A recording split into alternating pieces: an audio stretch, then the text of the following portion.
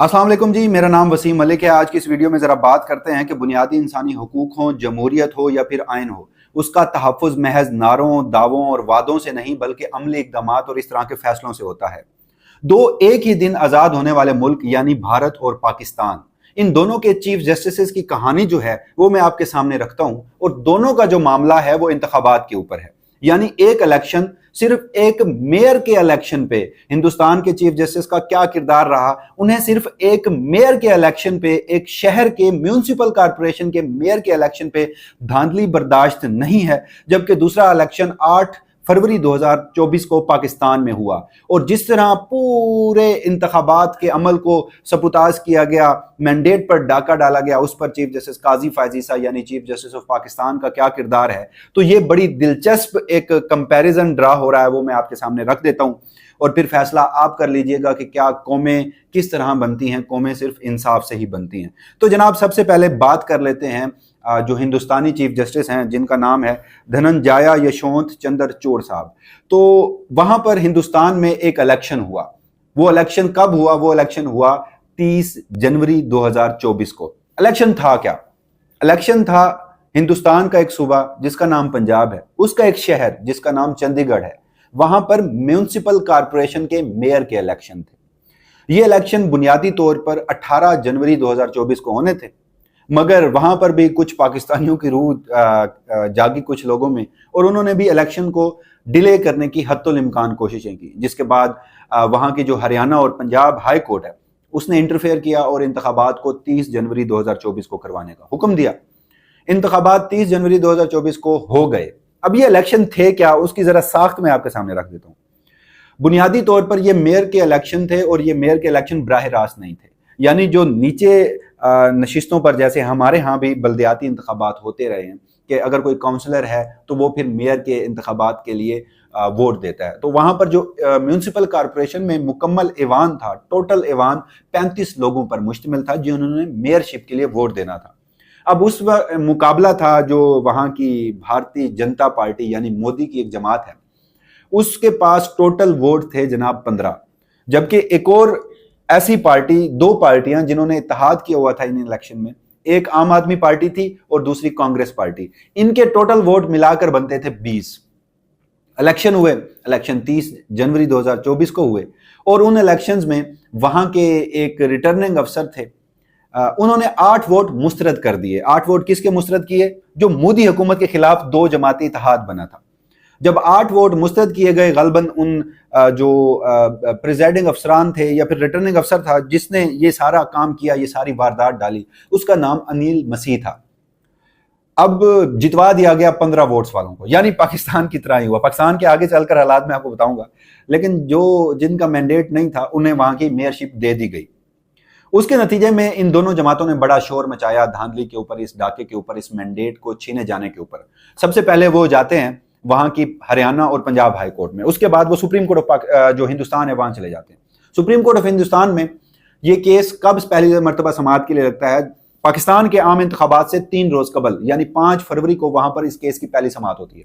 जो वहां के चीफ जस्टिस हैं धनंजया यशवंत चंद्रचूड़ साहब, उन्होंने अपनी एक सरबराही में बेंच बनाया और पहले रोज समाअत में ये ऑब्जर्वेशंस देते हैं कि जी इलेक्शन में जो धांधली है वो जमहूरियत का कत्ल है, और सुप्रीम कोर्ट ऑफ इंडिया जो है वो जमहूरियत का कत्ल नहीं होने देगी। और उन्होंने उस दिन सारा रिकॉर्ड मंगवाया, यानी वो तमाम बैलेट पेपर्स मंगवाए जिसमें उनमें टेम्परिंग की गई थी, वो मंगवाए, और वो जो अनिल मसीह साहब थे उन्हें भी बुलाया गया। 19 जनवरी को दूसरी समाअत होती है, और दूसरी समाअत का जो हुक्मनामा है वो मैं आपके सामने रखता हूं। सुप्रीम कोर्ट ऑफ हिंदुस्तान ने यह करार दिया कि नए इंतखाबात नहीं होंगे, ये इंतखाबात जो पुराने बैलेट पेपर हैं उन्हीं के ऊपर होंगे। जो पुराने बैलेट पेपर्स में छेड़छाड़ की गई है उन्हें दुरुस्त किया जाएगा। और सुप्रीम कोर्ट ऑफ हिंदुस्तान ने अपने फैसले में 20 वोटों वाली यानी कांग्रेस और आम आदमी पार्टी, इन दोनों के मुश्तरका जो उम्मीदवार थे उन्हें कामयाब करार दिया, जिसके बाद जो पुराने उम्मीदवार थे जिन्हें धांधली से जितवाया गया था उन्हें अपने ओहदे से इस्तीफा देना पड़ा। और दूसरी तरफ हमने देखा कि जो 2 जमाती इत्तेहाद था वो जीत गया। अब जरा पाकिस्तान पे आइए, 8 फरवरी 2024 के इलेक्शंस, यानी जिस तरह इस्टेब्लिशमेंट हो, इस्टेब्लिशमेंट के बेरहम निगरान कारिंदे हों, जिस तरह उन्होंने गुज़श्ता कुछ अरसा, चाहे वो पंजाब हो, केपी हो, सिंध हो या फिर मरकज में निगरान काकड़ साहब हों, میں انہیں اسٹیبلشمنٹ کے بے رحم کارندے کہتا ہوں، جس طرح انہوں نے آئین قانون اور بنیادی حقوق کی سنگین پامالیاں کی ہیں۔ اگر ان سے لے کر، ان کی کہانیوں سے لے کر جس طرح پاکستان کی عدلیہ اس میں استعمال ہوئی، وہ سب دیکھا جائے تو بعض اوقات ہم اتنی مرتبہ یہ ساری چیزیں رپیٹ کر چکے ہیں کہ مجھے اب سمجھ نہیں آ رہی کہ میں وہ کہاں سے شروع کروں ایونٹس اور کہاں ختم کروں۔ یعنی آپ دیکھیے کہ ان انتخابات سے 2 سال قبل ایک سیاسی جماعت کے ساتھ کیا سلوک رکھا گیا، ان انتخابات سے بالخصوص 3 مہینے قبل ایک سیاسی جماعت کے ساتھ کیا سلوک رکھا گیا۔ جبری طور پر پاکستان تحریک انصاف کے جو رہنما ہیں انہیں اغوا کیا گیا اور پھر ان پہ پریشر ڈال کر، کسی پر تشدد کر کے، کسی کو کسی کی خاندان کی دھمکی دے کے، ان کے بچوں کو اٹھا کے ان کی وفاداریاں تبدیل کروائی گئی۔ پھر ایک قدم آگے بڑھیے، کاغذات نامزدگی چھینے گئے، تجویز اور تائید کنندگان کو گرفتار کیا گیا، اور یہ سارا معاملہ ہوتا ہوا پھر آتا ہے 13 جنوری 2024، supreme court of Pakistan, chief justice قاضی فائز عیسیٰ صاحب، ان کا ایک فیصلہ، ایک سیاسی جماعت سے جو ملک کی سب سے مقبول سیاسی جماعت ہے، ان سے بلے کا انتخابی نشان چھین لیا گیا۔ اس کے نتیجے میں اس سیاسی جماعت نے ملک بھر میں 270 سے زائد نشانات پر الیکشن لڑے، اور اس کے بعد بھی وہ جتنی جو سیٹیں ہیں وہ حاصل کرنے میں کامیاب ہوئی۔ 8 فروری کے مینڈیٹ پر 9 فروری کو ڈاکہ ڈالا گیا، اور اس کے نتیجے میں فارم 45 اور فارم 47 کی جو ساری کہانی ہے، اور جو آج کے روز انٹرسٹنگلی آج کے روز الیکشن کمیشن آف پاکستان نے جو فارم 45 جاری کیے ہیں اور اس میں جو فگرز کو تبدیل کیا گیا ہے، شاید جو میتھمیٹکس کو ایجاد کرنے والا شخص تھا آج اس کی روح بھی قبر میں تڑپ رہی ہوگی، جو ہمارے فیصلہ سازوں نے، جو ہمارے الیکشن کمیشن آف پاکستان نے، یا فارم 45 میں ٹیمپرنگ کرنے والوں نے ریاضی کے ساتھ جو کر دیا، اس سے بھی پھر آگے بڑھیے۔ ریاست کا جی نہیں بھرا، اس سے بھی پھر آگے بڑھیے۔ اب مخصوص نشستیں دینے کی باری تھی، یعنی 8 فروری کو مینڈیٹ پر ڈاکہ ڈال دیا، جو مائنورٹی میں تھے وہ حکومتیں بنا چکے، اور پھر اس سے بھی آگے بڑھیے کہ یہ بھی ملک کی تاریخ میں پہلی مرتبہ ہوا کہ پنجاب ہو، کے پی ہو، یا کوئی بھی صوبائی حکومت ہو یا پھر مرکز کی حکومت ہو، بغیر مخصوص نشستیں دیے وہاں کے اسپیکر کے بھی الیکشن ہو گئے، وزیر اعظم بھی منتخب ہو گئے، وزیر اعلیٰ بھی منتخب ہو گئے۔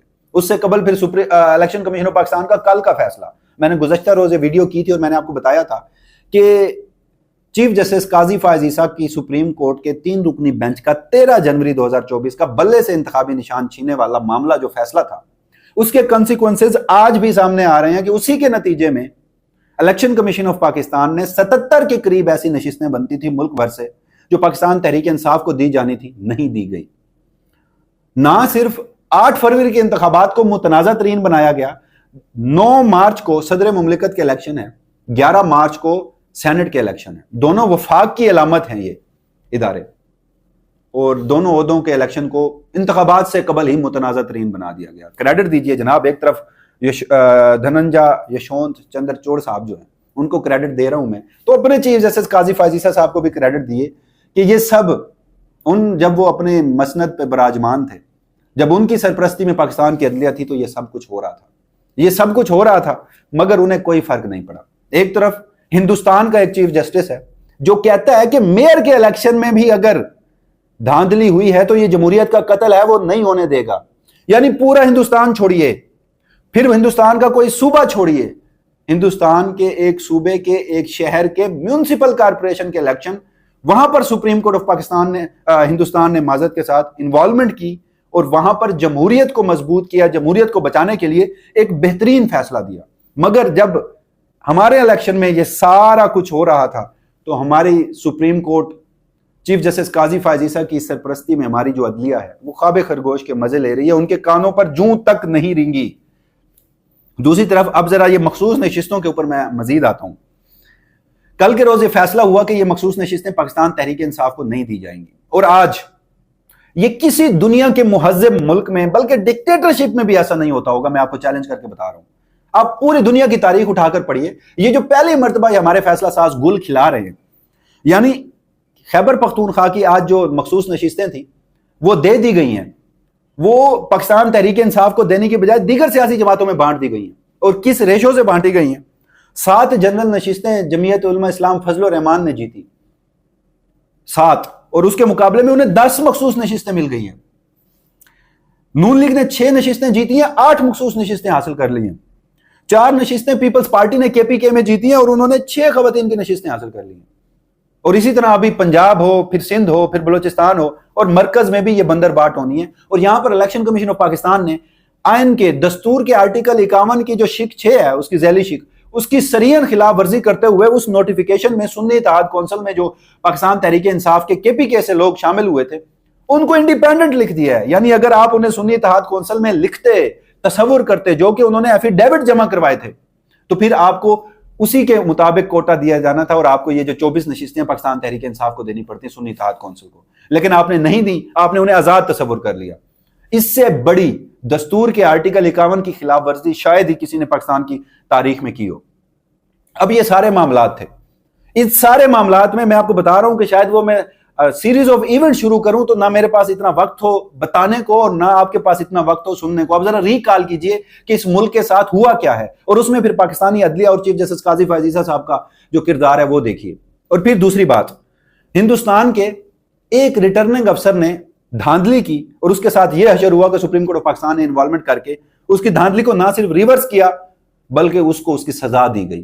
جبکہ پاکستان میں ایک ریٹرننگ افسر نے چیف جسٹس قاضی فائز عیسیٰ کو اس دھاندلی میں ملوث ہونے کا اون اوت آ کے میڈیا پہ بتایا اور بتایا کہ وہ اس سازش میں مکمل طور پر شامل ہیں. یعنی میں چیف کمشنر راولپنڈی کے بیان کی بات کر رہا ہوں. اور اس کے بعد چیف کمشنر صاحب کہاں ہیں نہیں پتا کسی کو. 3 صفوں کا ایک بیان آیا اور تینوں صفوں کے اوپر جو سگنیچر تھے وہ بھی الگ الگ قسم کے تھے. اور پاکستان میں اس وقت ایک شخص کسی کے نام سے بھی منسوب بیان میڈیا پہ چلوا دیا گیا. تو حقیقت تو وہی ہوگی جو چیف کمشنر پہلے دن بتا کے گئے تھے.